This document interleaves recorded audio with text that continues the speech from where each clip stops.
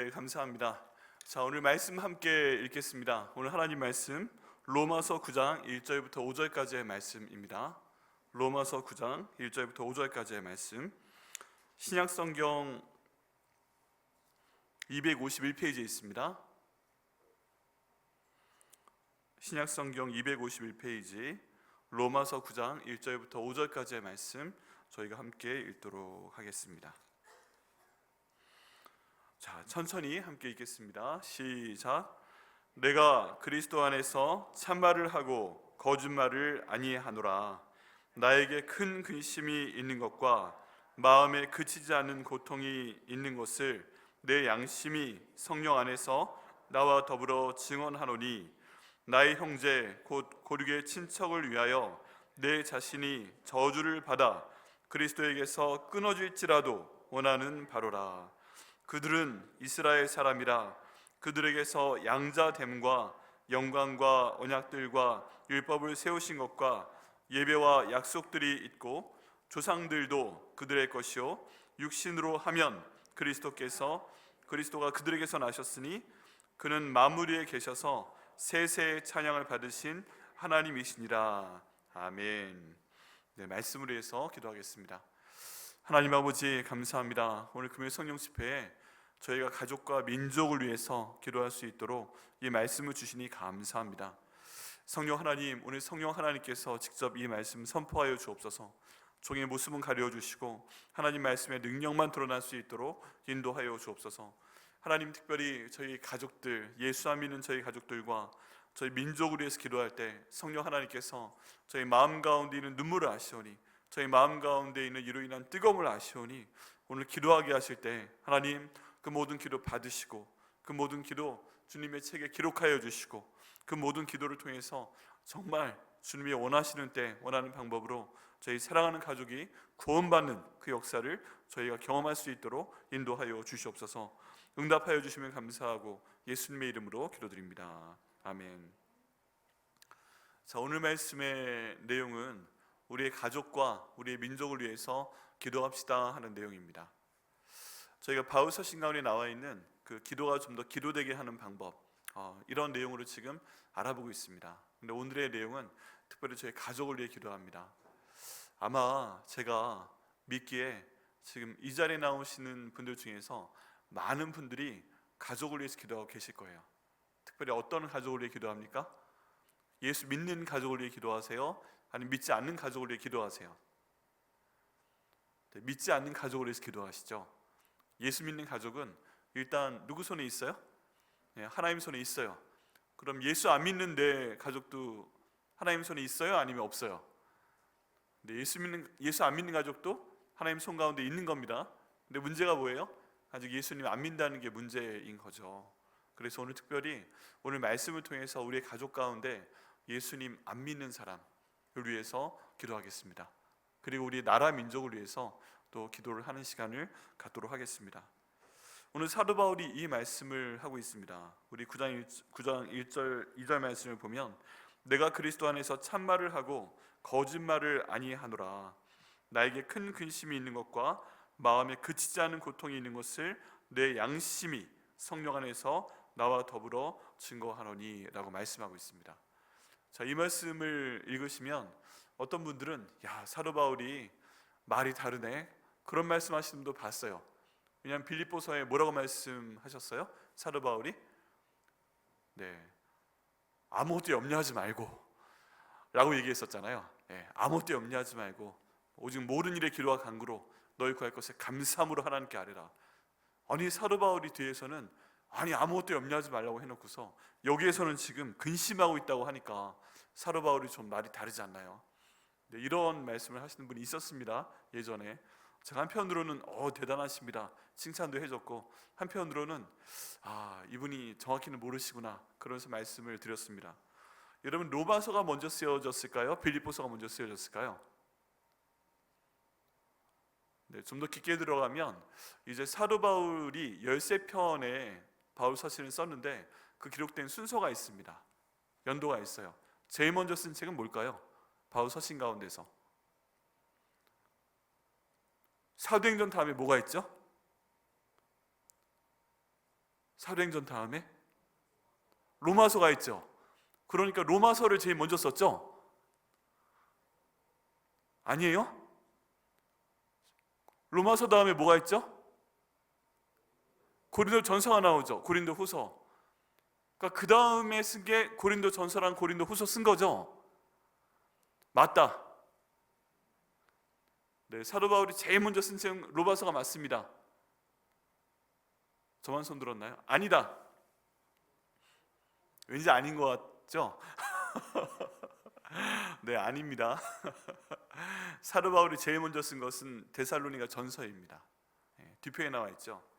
그리고 로마서, 다른 것들을 다 말씀드리긴 뭐하지만 로마서를 먼저 썼을까요? 빌립보서를 먼저 썼을까요? 네, 로마서를 먼저 쓴 겁니다. 로마서를 먼저 쓰고 옥중서신이라고 말하는 그 에필골몬 중에서도 골로새서를 그 중에 먼저 썼을 거다, 그런 얘기를 합니다. 그래서 한 학자에 따라 좀 차이가 있는데 5년에서 8년 정도 차이를 둬요. 로마서를 썼을 때와 또 이 빌립보서를 썼을 때. 그래서 로마서에 나와 있는 근심하고 뒤쪽에 나와 있는 걱정은 좀 상황이 많이 다릅니다. 시간도 많이 지나갔고 바울의 연령도 다릅니다. 그래서 여기에 나와 있는 내용은 이 빌립보서 내용에서 다를 만한 게 아니고, 빌립보서는 거의 이제 바울이 죽기 전에 옥중에서 썼잖아요. 그래서 그 모든 신학의 완숙기에 들어갈 때다, 이런 내용으로 이해를 하시면 됩니다. 근데 지금 로마서의 말씀 가운데 9장 1절 2절 말씀 가운데 내가 큰 근심이 있다라는 내용이 나옵니다. 큰 근심. 그리고 그 다음 줄에 보면 마음에 그치지 않은 고통이 있다라고 얘기하고 있습니다. 지금 바울이 괴로워하고 있는 거예요. 마음 가운데 근심이 있고 그 마음 가운데 심지어 고통이 있다라고까지 얘기하고 있습니다.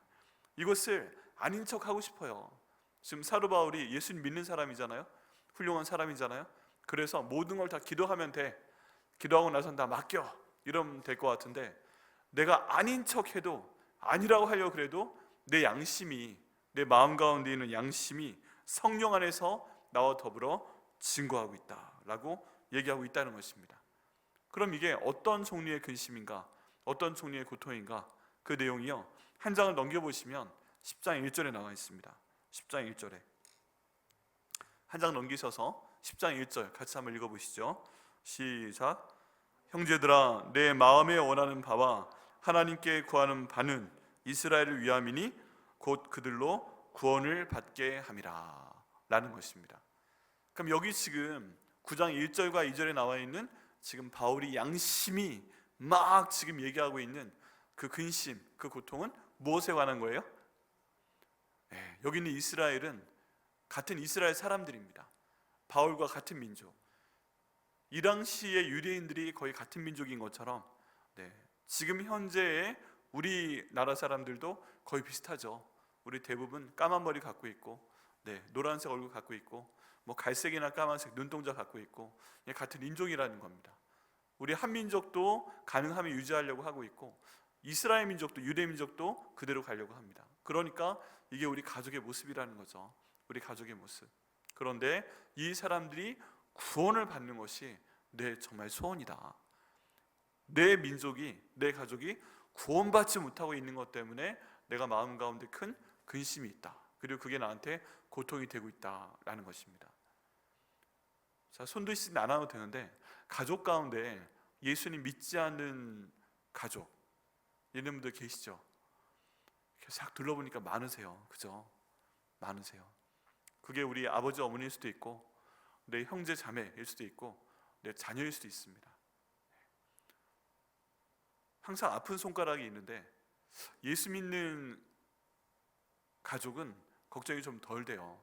근데 뭘 해도 예수 안 믿는 가족이 있고 그 기도의 응답으로 이 사람 예수 믿으면 좋겠는데 계속 믿지 않고 이러다 갑자기 주께서 부르시면 어떻게 하나 하는 그런 아픈 손가락들이 우리 가운데 다 있습니다. 그게 고통이에요. 고통. 여기 지금 바울이 앞에서는 근심이라고 얘기하고 뒤엔 고통이라고 얘기하거든요. 근데 이 고통이라는 헬라어 단어가 오디에라는 단어입니다. 근데 이 단어가 바울이 이 시기쯤 쓴 서신서 가운데 이 고통이라는 단어는 딱 한 번밖에 나오지 않아요.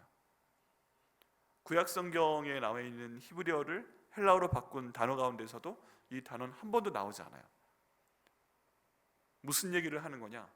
이 바울이 정말 자기 마음 가운데 있는 내 가족이, 내 민족이 지금 예수를 믿지 않고 있는 이 상황에 대해서, 예수를 믿지 않고 있기 때문에 이게 정말 구원받을 수 없다는 상황에 대해서 이 한 단어를, 정말 어려운 단어를 뽑아서 잘 쓰자는 단어로 또 해서 자기의 마음 가운데 있는, 삶 가운데 있는 특별한 고통을 표현하고 있는 것입니다. 여러분 생각해보면 그렇지 않으세요? 내가 모르는 사람 예수 안 믿어서 죽는 거 물론 안타깝기는 하지만 나랑 상관이 없어요. 그죠? 그런데 내가 사랑하는 이 사람이, 내 아버지가, 어머니가, 내 형제 자매가, 우리 아들 딸이, 내 손자 손녀가 정말 믿지 않기 때문에 만약에 나중에 천국에 갔는데 이 사람을 보지 못한다면, 여러분 상상만 해보면 어떠시겠어요? 우리가 이 땅 가운데에서도 우리 사랑하는 가족을 주님께서 먼저 데려가셨을 때 많이 웁니다. 그죠? 많이 울어요. 모르던 상황이라도 많이 웁니다. 굉장히 어렵고 고통스러운 상황이죠. 이 땅에 같이 살아있을 때와 어딘가 잘 못 보는데 살아있다고 느낄 때와 또 지금 이제는 세상에 안 계시네? 라고 생각될 때가 정말 기분이 다릅니다. 여러분 그런 경험 해보셨어요? 네. 제가 계속 저 미국에 있는 기간 동안 저희 부모님이 저희 친척들한테 저한테 얘기 안 해준 게 있어요. 그게 뭐냐면 저희 할아버지 할머니가 돌아가셨다고 얘기를 안 해줬어요. 1년 2년 뒤에 얘기해 줬어요. 잘 지내시죠? 하고 저도 그 할아버지 할머니 통화해도 그러니까 그냥 잘 지내시죠? 그럼 하고 넘어가고 하고 넘어가고 그랬어요. 그랬는데 진짜 한번 전화 드려봐야 되겠어요. 그러니까 야, 할머니 돌아가신 지 2년 됐다 그러시는 거예요. 외할아버지 할머니 잘 계세요? 야, 외할아버지 작년에 돌아가셨다. 외할머니는요 3년 전에 돌아가셨어요. 여러분 이해하실지 모르겠는데 그때요 그 하늘이 무너지는 것 같더라고요. 왜냐하면 제가 첫 번째, 저희 아버님이 장남, 저희 어머님이 장녀, 제가 첫 아들, 큰 손자, 큰 외손자 이거잖아요. 그럼 제가 사랑을 많이 받았을까요? 못 받았을까요? 엄청나게 받았습니다. 말도 못하게 받았습니다. 정말 그랬다니까요. 근데 가 있는 사이에 제가 말씀드려도 부려고 소식 전하는 것도 쉽지 않아서 전화통화 안 하고 그래 하고 지나가는데 더 이상 그분들 목소리를 볼 수가 없는 거예요. 들을 수가 없는 거예요. 한국에 와도 만날 수가 없는 거예요. 여러분 사람의 그리움이 첫 번째 단계에선 눈으로 보는 것 정도로 얘기하거든요. 그때는 보고 싶다라고 얘기를 합니다. 보고 싶다. 그런데 그 그리움이 깊어지면 만지고 싶다로 가요. 만지고 싶다. 그래서 아주 오래간만에 만나는 반가운 친척 그리고 반가운 가족 보면 보기만 하세요, 여러분? 아니죠. 만져보지 않으세요? 손도 덥석 잡고 어깨도 막 안고 얼굴도 좀 만져보고 막 이러시잖아요. 사랑하는 사람인데 오래 못 보게 되면 보고 싶은 그리움이 넘어가게 되고 그럼 만지고 싶다는 생각을 하게 됩니다. 그게 그리워요. 그게 정말 못 견디는 단계인 거예요. 손 좀 만져보고 싶다. 우리 엄마 아빠 한번 안아보고 싶다. 우리 할아버지 할머니 한번 안아보고 싶다. 근데 더 이상 이 땅 가운데서 내가 그분들을 볼 수도 없는데 그분들의 손을 잡을 수도 없다. 안을 수도 없다. 여러분 이걸 느꼈을 때요 제가 너무 놀라서 정말 너무 큰 충격을 받았어요. 근데 그것도 또 안 그런 척 하려고 또 굉장히 많이 노력을 했어요. 근데 정말 고통스러웠어요. 그게 지금도 좀 있어요.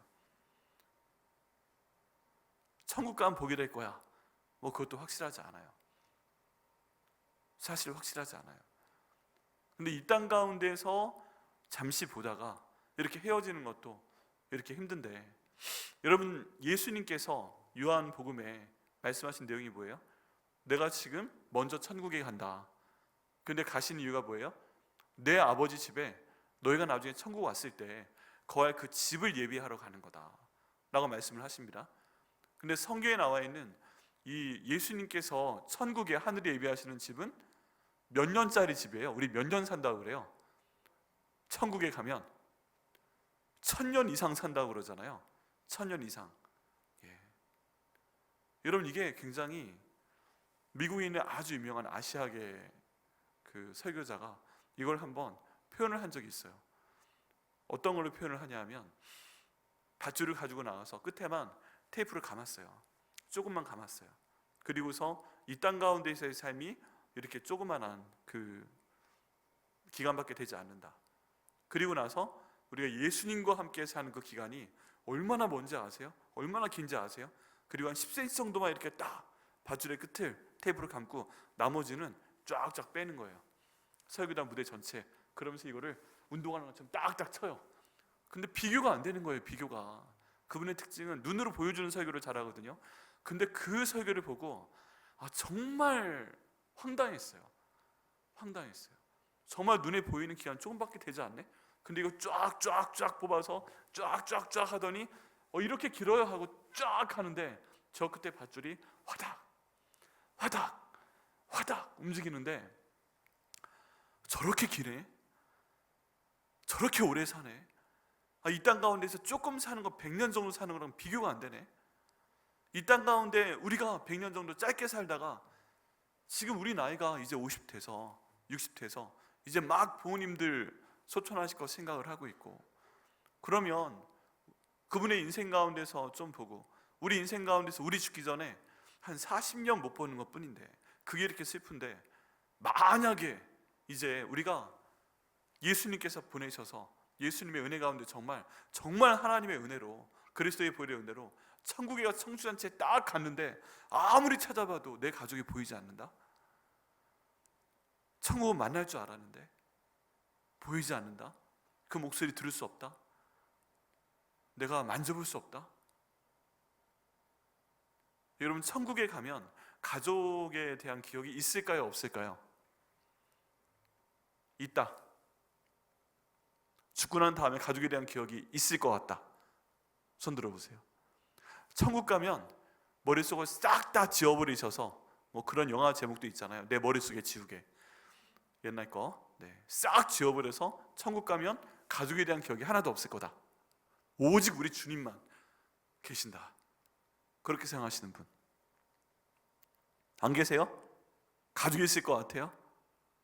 여러분, 성경에 정확한 표현이 있습니다. 거지 나사로에 대한 표현을 얘기할 때 부자와 나사로의 비유. 근데 부자는 지옥에 가서 고통을 당하고 있고, 나사로는 아브라함의 품에 안겨서 이제 아브라함의 사랑을 받고 있는 걸 봅니다. 이 부자가. 그런데 이때 부자가 사정을 합니다. 저 땅에 내 형제들이 있는데 이 사람들이 예수님 믿지 않다가 나처럼 지내다가 이렇게 지옥 올지도 모르니까 좀 저 나사로를 좀 보내서, 아니면 딴 사람을 보내서 이런 세계가 있으니까 좀 믿으라고 얘기를 좀 해달라고. 그랬더니 답변은 뭐예요? 이 땅 가운데 있는 선지자들의 말을 듣지 않는 사람은 소용없다. 그거 보면 이 부자가 지상에 있는 가족을 기억해요, 못해요? 기억하는 거예요. 기억하는 거예요. 기억해요.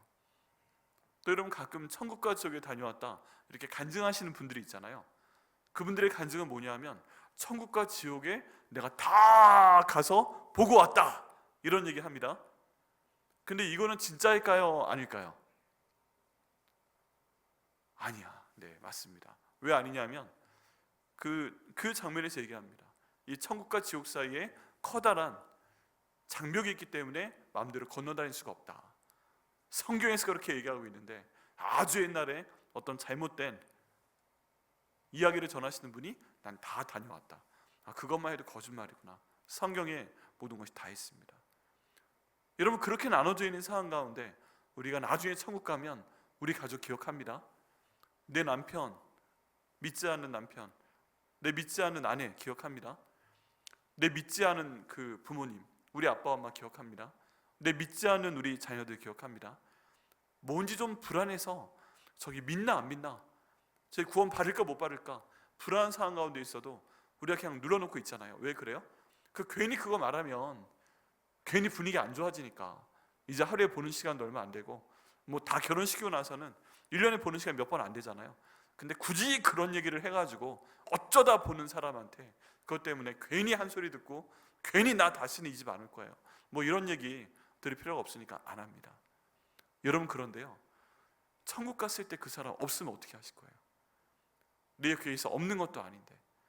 그 고통을 생각을 해보면 지금 사도 바울이 이 2절 말씀 후반부에 이 고통이란 단어, 오디네라는 딱 한 번밖에 없는 이 단어를 사용하면서 이 고통을 표현한 게 이해가 됩니다. 이 고통은요, 어떤 고통으로도 표현할 수 없는 거예요. 이 앞에 있는 근심이란 단어나 뒤에 나와 있는 고통이란 단어나 정신적인 고통과 육신의 고통을 다 포함하는 단어예요. 그냥 마음만 좀 어렵다가 끝나는 게 아니고 몸도 아프다는 거예요. 이 근심 걱정 하다 보면 여러분 가운데 그런 분들 계시죠? 처음에는 마음만 좀 안 좋고 기분이 좀 상한 것 같은데 조금 지나다 보면 이게 해결이 안 되면 몸도 아프지 않으세요? 머리끝부터 발까지 다 아프지 않으세요? 또 어떤 경우에 좀 무리를 해가지고 몸이 안 좋은 상황 가운데 있으면 그 몸 안 좋은 것 때문에 마음도 안 좋아지지 않으세요? 이런 겁니다. 여기 있는 근심과 여기 있는 고통이라는 이 단어는 육신의 고통과 마음의 고통이 연결되어 있다 하고 얘기하고 있는 겁니다. 이 지금 바울이 자기의 가족 가운데 믿지 않는 그 사람을 위해서 그 구원받지 못하는 고통 때문에 지금 이 단어를 쓰면서 내가 너무너무 힘들다, 심지어 양심이란 얘기까지 하면서 이 바울이 지금 얘기하고 있다는 것입니다. 여러분, 어떤 분들이 질문하십니다. 예수님 안 오셨을 때 사람들은 어떻게 구원을 받고 어떻게 지옥 가요? 로마서 1장 말씀 가운데 보면 양심이 증거한다고 되어 있어요. 비록 예수님께서 오지 않으셨어도 하나님을 제대로 믿었던 사람은 그 양심이 증거한다, 양심이 증거한다고 되어 있습니다. 근데 지금 바울이 이 심각한 단어를 3번이나 쓰는 거예요. 이것 때문에 근심하는 거, 이것 때문에 오딘에 고통당하는 거, 이것 때문에 내 양심이 정말 너무 힘든 거, 이걸 얘기하면서 내 가족이 구원받았으면 좋겠다, 내 가족이 구원받았으면 좋겠다, 내 민족 이스라엘이 구원받았으면 좋겠다, 지금 이 얘기를 간절히 지금 이렇게 하고 있다는 것입니다.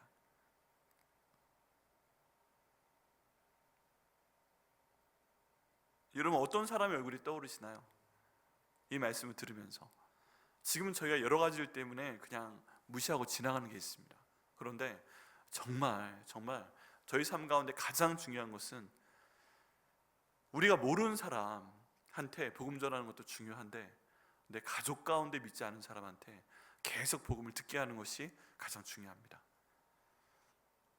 여러분, 노방전도 잘 하시는 분들이 있습니다. 밖에 나가서 처음 만나서 뭐 예전식으로 하면 사형리 보여주면서 전도하고 믿고 다니세요. 그러면서 오늘 전도 많이 했네 하면서 들어오시는 분들이 계세요. 근데 막상 그분의 가족에 있는 믿지 않는 사람한테는 믿으라는 얘기를 못 하세요. 왜 그래요? 밖에서 노방전도 하는 사람은, 길거리 지나가다 만난 사람은 나랑 관계가 있는 사람이에요, 없는 사람이에요? 없는 사람이죠.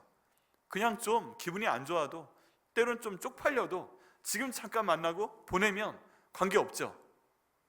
그런데 가정 가운데 있는 그 사람은 한 번 지금 잘못 말했다간 난리가 날 수도 있으니까, 그리고 이 갈등이 계속 반복될 수 있으니까 안 하는 겁니다. 여러분, 그런데 지금 이 순간이 하나님이 주신 순간이고 이럴 기회가 몇 번 없다고 하면 우린 정말 목숨을 걸고 기도하고 그 사람 위해서 하나님께 말씀드리고 그 구원을 위해서 하나님께 간절히 기도해서 응답을 받아야 되는 줄 믿습니다. 아멘이세요? 우린 이걸 덮어놓고 있을 따름이에요. 근데 정말 우리가 복음의 능력을 알고 있고 우리가 그 복음이 정말 중요하다고 우리가 믿고 있다면 우리 마음 가운데 부담이 있어야 됩니다. 예수 믿지 않고 주일에 예배드리지 않는 내 가족에 대한 부담이 분명히 있어야 됩니다. 이게 너무너무 중요한데요, 그 다음에 바울이 또 3절 말씀에 얘기합니다. 나의 형제 곧 고르게 친척을 위하여 내 자신이 저주를 받아 그리스도에게서 끊어질지라도 원하는 바로라 라고 얘기하고 있습니다. 지금 여기에도 굉장히 강렬한 단어 하나 나옵니다. 어떤 단어죠? 저주라는 단어가 나오죠. 저주. 앞에서 지금 얼마나 내 가족의 그 구원을 위해서 민족의 구원을 심각하게 생각한다, 이걸 얘기하면서 근심이 있고 그 다음에 고통이 있고 양심이라는 단어까지 나왔는데 3절 말씀에는 저주라는 단어까지 지금 나오고 있습니다. 이 저주라는 단어, 이 저주라는 단어는 어떤 의미냐 하면 하나님의 그 사법적인 진노를 얘기하고 있습니다. 그냥 기분 나빠서 저주를 하는 게 아니라 이제 하나님께서 이 사람의 일생을 보시면서 이 사람을 천국으로 보낼까 지옥으로 보낼까 여기에 대한 판단을 하는 겁니다. 근데 여기 나와 있는 저주라는 단어는 법률 용어입니다. 법률 용어. 이 사람에 대해서 천국 보내고 지옥 보내는 거에 대해서 기분에 따라서 하나님이 야, 넌 잘생겼네 천국, 야, 넌 왜 이렇게 뚱뚱해 지옥. 그럼 저는 어떻게 하지? 뚱뚱하면 지옥. 뭐 이런 거 안 되잖아요. 지금 여기에서 말하는 이 저주라는 표현은 법률 용어라는 것이 중요합니다. 우리 하나님께서 모든 사람에게 공평하게 예수 믿을 수 있는 기회를 주시는 것을 믿으십니까? 아멘. 우리 하나님은 공의의 하나님이시기 때문에 또 정의의 하나님이시기 때문에 모든 사람들에게 동일한 비율로 복음을 듣게 하시는 그런 하나님 아버지이십니다. 역사적으로 그래왔고 앞으로도 그것 때문에 아직 그 언어로, 그 민족의 언어로 성경이 번역되지 않는 민족에 대해서 하나님이 기다리고 계신다 이런 얘기들을 합니다. 그런데 이 성경 번역 선교사님들, 위클리프 선교사님들이 일생을 다해서 팀을 이루어서 지금 거의 다 모든 민족의 언어로 성경 번역이 끝나갑니다. 시간이 얼마 남지 않았어요.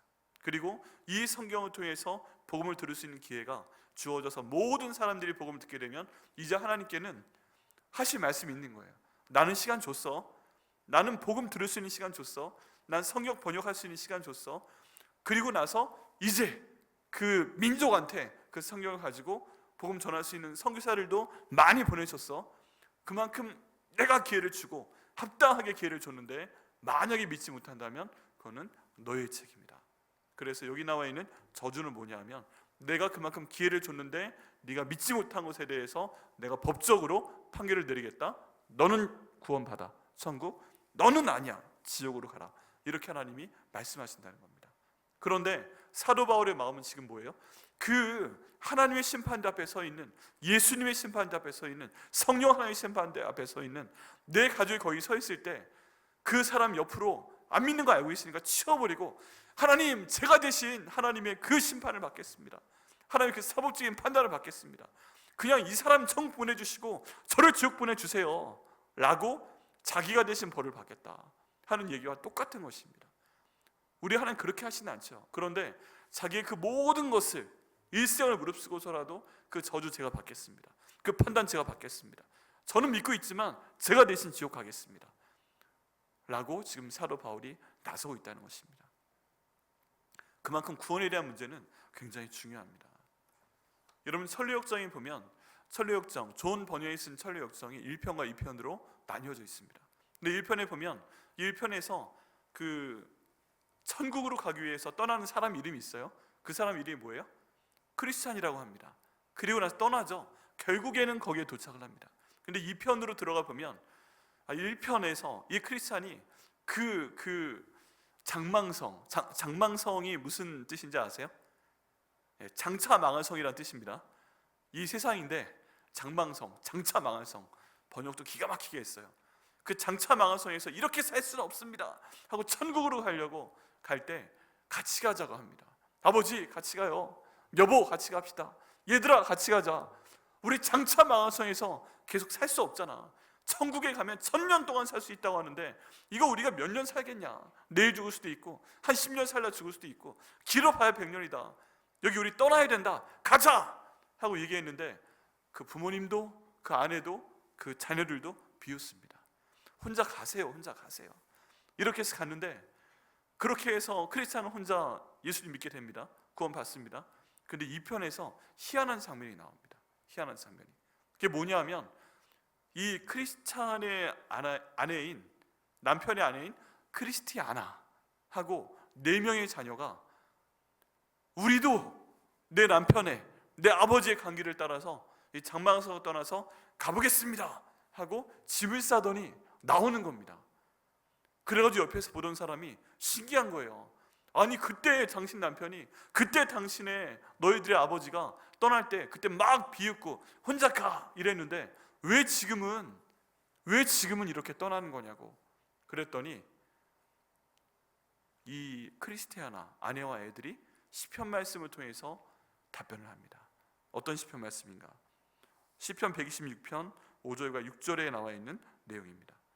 눈물을 흘리며 씨를 뿌리는 자는 기쁨으로 거두리로다. 울며 씨를 뿌리러 나가는 자는 기쁨으로 그 곡식단을 가지고 돌아오리로다. 라는 말씀에서 나온 내용으로 이런 얘기를 합니다. 내 앞에 간 내 남편이, 내 앞에 간 우리 아버지가 천국에 찾아가는 그 시간 동안 우리를 생각하면서 눈물을 흘린 것을 하나님께서 눈물 그릇에 받으셔서 지금 그 열매를 저에게 주시기 때문에 이제 떠날 수 있다고 믿습니다. 마음이 바뀌었다는 거죠. 그런데 그 말씀에 의지를 해서 내 아버지가, 내 남편이 울면서 기도하며 떠났기 때문에 우리도 드디어 떠날 수 있게 되었습니다 라고 얘기하고 있습니다. 이 내용 제가 가끔 말씀드린 적이 있어요. 눈물 그릇이 있다. 눈물 그릇 있어요, 없어요? 있어요? 어디에 있어요? 네, 이 말씀도 제가 정말 사랑하는 말씀인데 한번 찾아보겠습니다. 시편 56편 8절입니다. 시편 56편 8절.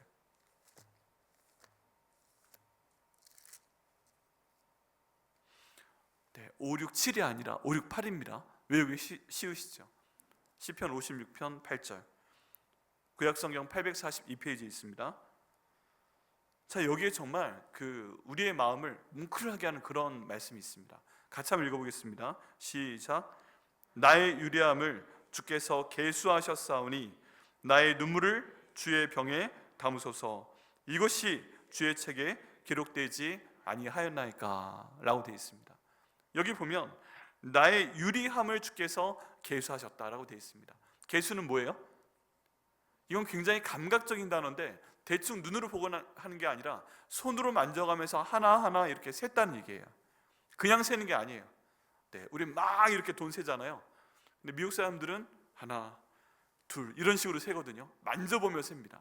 근데 여기 계수는 그런 거예요. 하나하나 만져보며 센다는 얘기입니다. 쌀알 100개를 손가락으로 만들어서 센다는 그런 의미입니다. 근데 앞에 있는 유리함이라는 단어가 무슨 소리인가요? 유리함. 네. 유리함이라는 단어는 내가 흔들렸던 순간을 말합니다. 내가 흔들렸던 순간, 또 내가 방황하는 순간, 다른 말로 하면 내가 헤매고 있는 순간, 내가 헤매는 그 모든 것을 하나님께서 뭐 하셨다고요? 계수하셨다고요. 하나하나 세고 계셨다고요. 야, 이거 무서운 말씀 아니에요? 우리 삶 가운데 우리가 흔들릴 때가 있죠. 어렸을 때부터 많이 있었죠. 근데 하나님께서 그걸 손가락으로 하나하나 세셨다는 얘기입니다. 하나하나 세셨어요.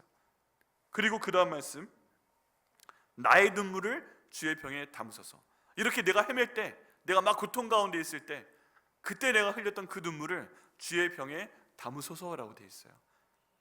주의 병에 담는데 이거 누가 담아주는 걸까요? 성경 가운데 있는 내용을 기초에 생각을 해보면 천사가 담는 겁니다. 천사가. 왜 그래요? 천사가 있어요, 없어요? 있습니다. 근데 천사는 우리보다 위에요, 아니면 부리는 종이에요? 부리는 영이에요. 근데 하나님이 우리 한 명 한 명한테 천사를 붙여주셨다고 성경 가운데 암시가 되어 있습니다. 그런데 우리가 이렇게 방황하는 거, 그 순간 얘 또 헤매고 있네, 한번 쫙 하나님이 세서 아시고 옆에 있는 천사한테 우는 순간 그 눈물 담아 해서 그 천사가 내 눈물을 병에 담으신다는 거예요. 하나님이요 그냥 넘어가지 않으세요. 우린 여기까지 생각을 하잖아요. 그런데 그 다음에 또 기가 막힌 말씀이 있습니다. 그게 뭐냐면 나의 눈물을 주의 병에 담으소서. 이것이 주의 책에 기록되지 아니하였나이까. 주의 책 그 생명책에 기록했다는 거예요, 안 했다는 거예요? 했다는 거예요. 그러면요 이 하나님이 얼마나 우리를 세심하게 보고 계시는지, 내가 한번 헤맬 때, 그리고 그것 때문에 눈물을 흘릴 때 우리 하나님께 천사를 보내서 주의 그 그릇에 병에 내 눈물을 담아버리시고, 그리고 얘가 이렇게 헤맸다, 그리고 언제 헤맸다, 몇 번 헤맸다 눈물 받아놓으시고 그걸 어디에 기록까지 해놓으세요? 주의 책에, 생명책에 기록까지 해놨다는 것입니다. 그러니까 나중에 여러분 기대하세요. 우리 다 예수님 믿는 사람이건 예수님 안 믿는 사람이건 반드시 예수님 앞에 섭니다. 근데 이 책이 우리 앞에 놓여 있을 거예요. 주님 앞에 놓여 있을 거예요.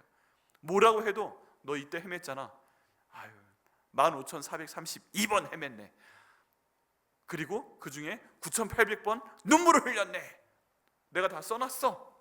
할 말이 없을 거예요. 우리 하나님 이렇게 세심하게 우리를 위해서 알고 계시고 기록하고 계시고 우리에 대해서 지금 함께 가고 계시는 그런 하나님이 바로 우리 하나님이십니다. 정말 이해 있을 줄 믿어요. 가슴이 뭉클뭉클합니다.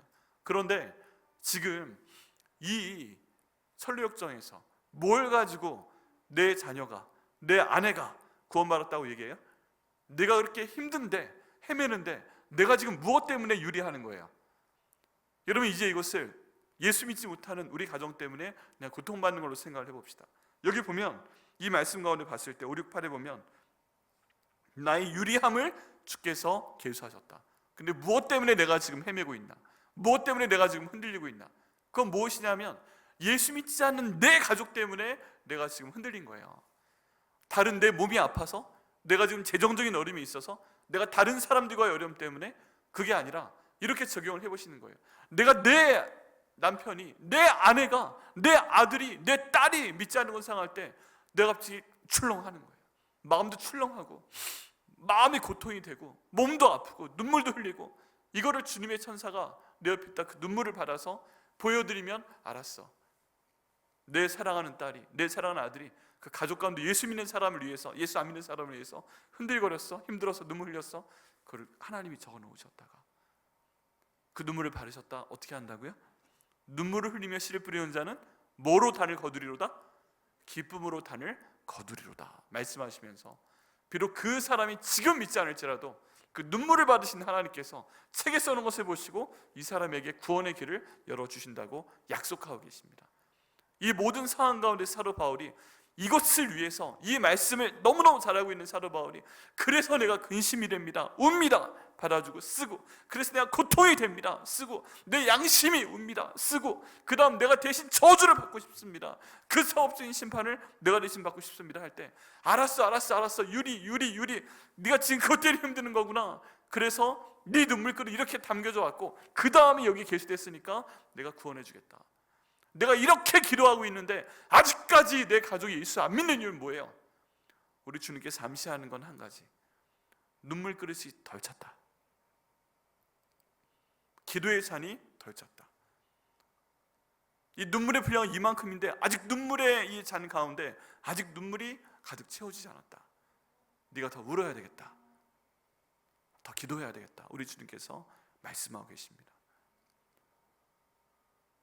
여러분, 하나님께서 예수 안 믿는 가족이 있다면 바로 그 묻게 해주신 눈물 그릇을 채우시기를 예수님의 이름으로 축원합니다.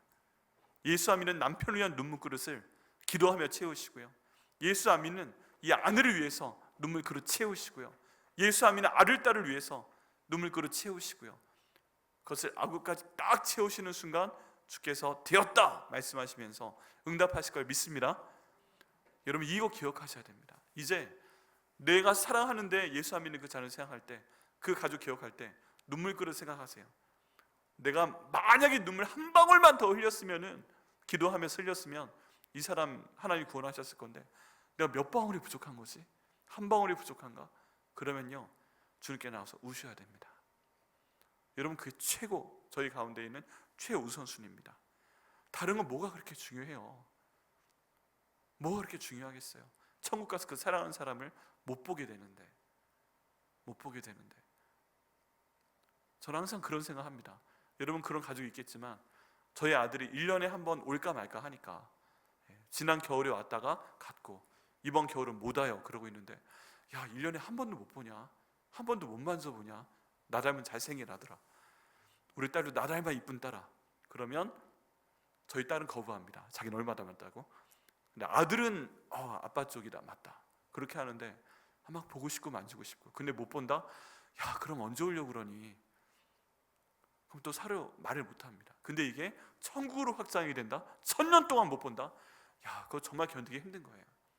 여러분, 이것을 좀 심각하게 받아들이시고 오늘 기도하시기를 바랍니다. 우리 하나님께서 그 기도 들으시고 응답하실 걸 믿습니다.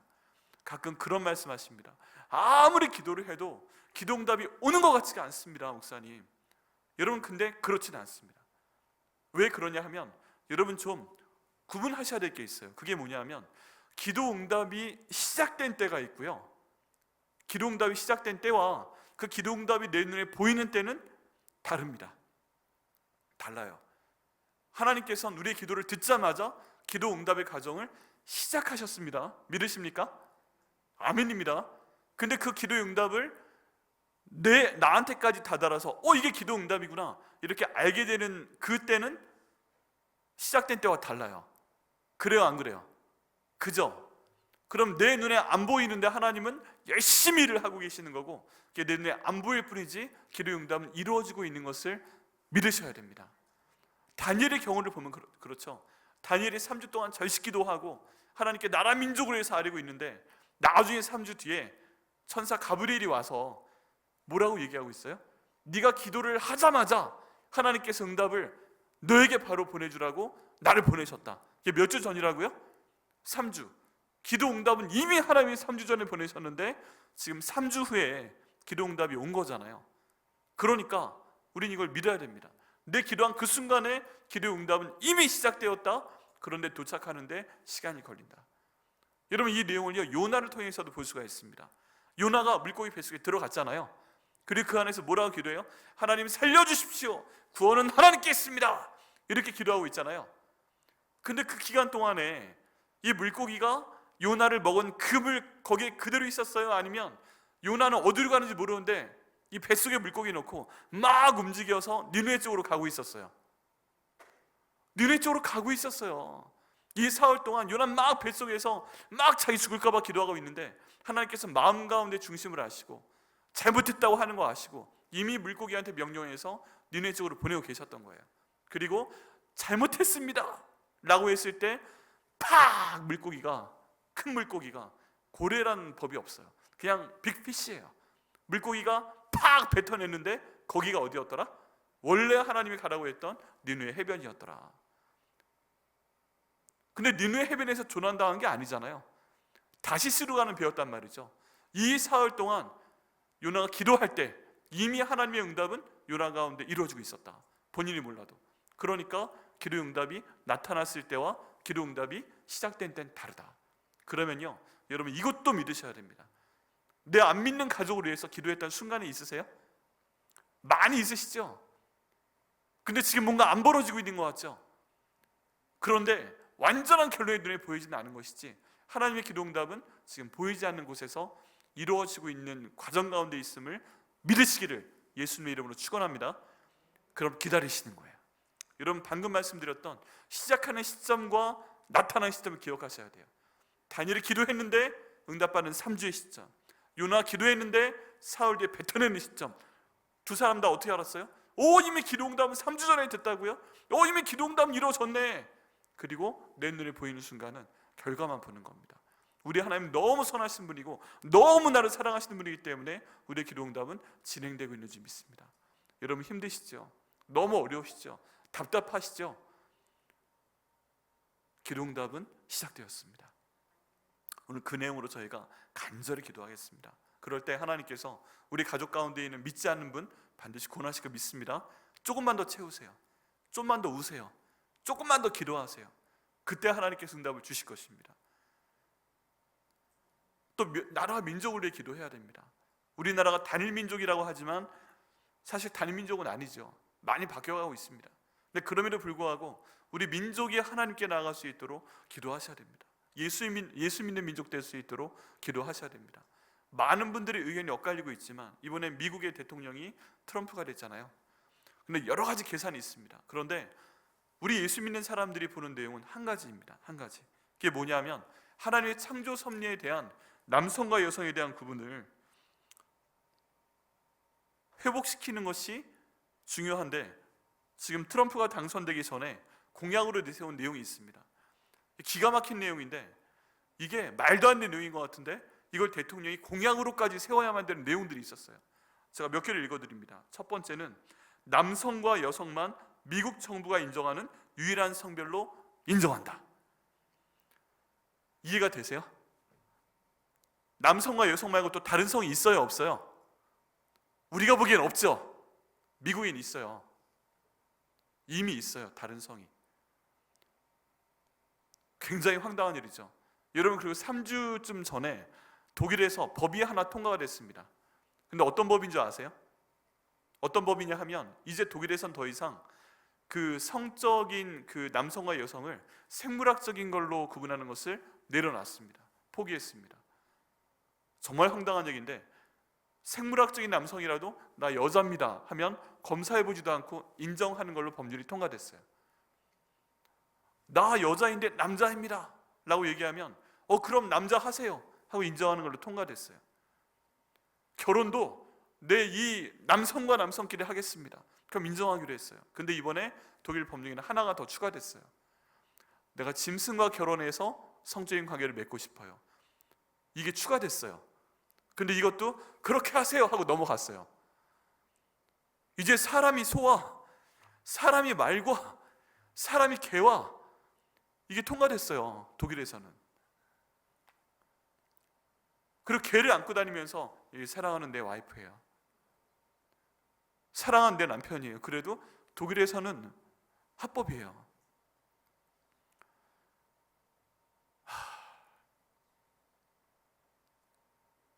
이런 말도 안 되는 상태 가운데서 남성과 여성만 유일하게 성으로 친다? 이 말도 안 되는 법이 대통령 공약이었어요. 민주당은 그걸 거부했고 그 영향을 우리도 받고 있고. 두 번째 내용은요, 트랜스젠더 여성 스포츠 참여 금지. 이건 무슨 얘기냐 하면 남성이었는데 성전환 수술을 통해서 여성이 된 사람이 여성 스포츠에 참여하는 것을 금지한다는 겁니다. 이런 경기가 요즘에 꽤 많이 벌어졌어요.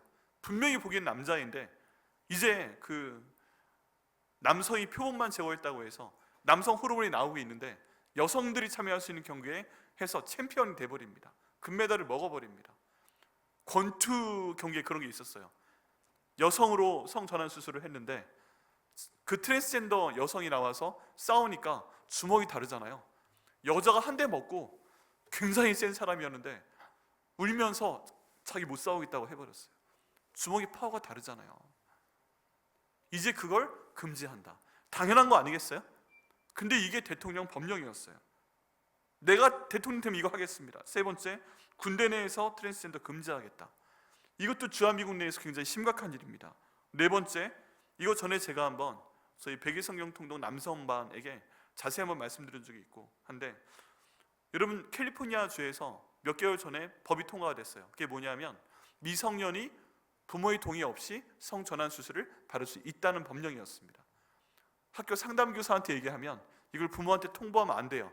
그리고 캠핑 다녀올게요 하고 얼마나 다녀오는데 저 한 달 정도 다녀올 거예요. 학교에서 돈 다 대줘요. 그러니까 엄마 아빠는 우리 아들이 우리 딸이 공부도 잘해가지고 한 달 동안 캠핑 다녀오는데 돈을 다 학교에서 대준다고 그랬대. 왜? 제가 공부 잘하잖아요. 그랬더니 보내준 거죠. 근데 한 달 뒤에 돌아왔는데 남자애가 여자애가 돼가지고 오고 여자애가 남자애가 돼가지고 오고 그런 상황이 생긴다는 것입니다. 근데 거기에 대해서 부모가 어떻게 이런 일이 있을 수 있어? 라고 말할 수 있는 권리를 박탈해버렸어요. 그게 캘리포니아 주에서 통과가 돼버렸어요. 주리사 그 사람 사인해가지고. 그런데 그것도 네 번째, 부모 동의 없이 미성년자에게 성전환 수술 시 모든 의료 전문가는 중범죄에 해당하는 벌을 주겠다 하는 것으로 그 법을 바꿔버리겠다. 캘리포니아 법령 바꿔버리겠다. 이게 대통령 공약이었어요. 말이 돼요, 안 돼요? 다 안 되는 얘기죠. 근데 미국에서 벌어지면 우리나라 들어옵니다. 그걸 지금 트럼프가 대통령이 되면서 막아버렸다는 거예요. 여러분, 그래서 이제 애들에 대한 기도 제목이 그냥 한국 사람끼리 결혼하게 해주세요. 이런 전통적인 걸 벗어나서 제발 남자만 좀 데려와라. 남자만 데려와라. 저도 워낙 보수적이라서 저희 아들, 저희 딸 어렸을 때 저희도 말씀드렸지만 결혼은 한국 사람과 해라.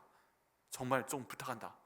이걸 했는데 어느 날 다른 인종이 와도 어쩔 수 없죠. 그런데 이제는 그게 아니라 남자끼리 결혼하면 안 된다. 제발 이성만 좀 데려와라. 미국에 있는 부모님들 기도 제목이 이걸로 바뀌었어요. 여러분, 이때 민족적인 변화가 일어납니다.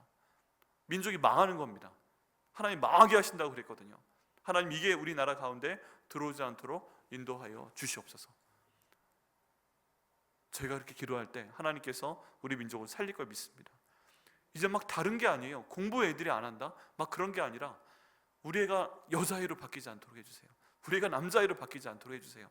나중에 사귀는 사람이 있어요. 데리고 왔는데 개를 한 마리 안고 데리고 오는 일이 없도록 해주세요. 여러분, 성경 가운데 있는 가치를 지키고 이런 우리나라 될 수 있도록 인도하여 주옵소서. 우리가 눈물을 흘리며 기도할 때 주께서 응답하실 것을 믿습니다.